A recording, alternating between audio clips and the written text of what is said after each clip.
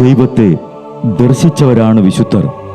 ആ വിശുദ്ധരോടൊപ്പം മാലാഖമാരുമായി സ്വർഗീയ ആനന്ദത്തിൽ ആയിരിക്കുന്ന ഞങ്ങളുടെ വാത്സല്യനിധിയായ അമ്മ ത്രേസ്യാളിൻ്റെയും പ്രിയ സഹോദരങ്ങളായ മണിദാസിൻ്റെയും ബ്രൈറ്റിൻ്റെയും പാവന സ്മരണയ്ക്ക് മുൻപിൽ ബ്രൈറ്റ് ഗ്രൂപ്പ് ഓഫ് അക്കാഡമീസ് പ്രാർത്ഥനാപൂർവം സമർപ്പിക്കുന്നു ഇന്നത്തെ വിശുദ്ധർ.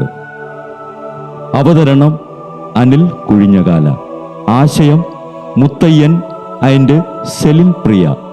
സംവിധാനം സ്റ്റെനി ആൻഡ് സ്റ്റെനിച്ച്. ഇന്നേ ദിവസം തിരുസഭ മാതൃകയായി നൽകിയ വിശുദ്ധരെ അനുകരിച്ച് പ്രാർത്ഥനയോടെ ആ പാത പിന്തുടരുന്ന നിങ്ങൾക്കേവർക്കും കർത്താവിൻ്റെ തിരുമുഖം ദർശിക്കാൻ കഴിയട്ടെ എന്ന പ്രാർത്ഥനയോടെ ഞാൻ നിങ്ങളുടെ സ്വന്തം ജസ്റ്റിൻ. ഇന്ന് മാർച്ച് 14 വിശുദ്ധ മെറ്റിൽഡയുടെ തിരുനാൾ. സാക്സൺ പ്രഭുവായ തെയോഡോറിന്റെ മകളായ മറ്റിൽഡ എർഫോർഡിൽ ഒരു മഠത്തിൽ താമസിച്ചിരുന്ന അവളെ 913 ഓത്തോ പ്രഭു വിവാഹം കഴിച്ചു.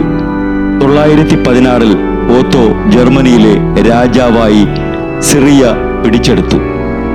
ഒരു രാജ്ഞിയായിരുന്നിട്ടും മെറ്റിൽഡ രോഗികളെ സന്ദർശിച്ച് ആശ്വസിപ്പിക്കുകയും ദരിദ്രരെ സേവിക്കുകയും ഉപദേശിക്കുകയും ചെയ്തിരുന്നു. ദീർഘനേരം പ്രാർത്ഥിക്കുകയും ധ്യാനിക്കുകയും ചെയ്തിരുന്ന മെറ്റിൽഡ കാരാഗ്രഹവാസികൾക്ക് സഹായം നൽകുകയും ചങ്ങലയുടെ ഭാരം കുറച്ചും അനുതപിക്കുവാൻ അവരെ ഉപദേശിച്ചു കൊണ്ടിരുന്നു. 23 കൊല്ലത്തെ വൈവാഹിക ജീവിതത്തിനു ശേഷം രാജാവ് അന്തരിച്ചതും രാജ്ഞി തൻ്റെ ആഭരണങ്ങളെല്ലാം ധർമ്മകാര്യങ്ങൾക്ക് ഉപയോഗിക്കാനായി ഒരു പുരോഹിതനെ ഏൽപ്പിച്ചു. 3 മക്കൾ തമ്മിലുണ്ടായ സമരത്തിൽ മൂത്ത മകൻ തന്നെ ചക്രവർത്തിയായി. രണ്ടാമനെ അമ്മ സഹായിച്ചു എന്ന കാരണത്താൽ അമ്മയെ വേദനിപ്പിച്ചു. അവസാനം അമ്മ തൻ്റെ ഓഹരി മുഴുവൻ നൽകി രമ്യപ്പെട്ടു. മെറ്റിൽഡ തൻ്റെ സ്വത്തുകൊണ്ട് പല പള്ളികളും 5 മഠങ്ങളും സ്ഥാപിച്ചു. വൈദികരുടെയും സന്യാസികളുടെയും മുൻപിൽ പരസ്യമായി തൻ്റെ പാപങ്ങൾ ഏറ്റുപറഞ്ഞ് രാജ്ഞി ചാക്കുധരിച്ചും ചാരം പൂശിയും എളിമയിലൂടെ ജീവിച്ച് 963 മാർച്ച് 14 മെറ്റിൽഡ രാജ്ഞി മരണത്തെ പുൽകി. വിശുദ്ധ മെറ്റിൽഡെ, ഞങ്ങൾക്കും കുടുംബങ്ങൾക്കും വേണ്ടി പ്രാർത്ഥിക്കണമേ.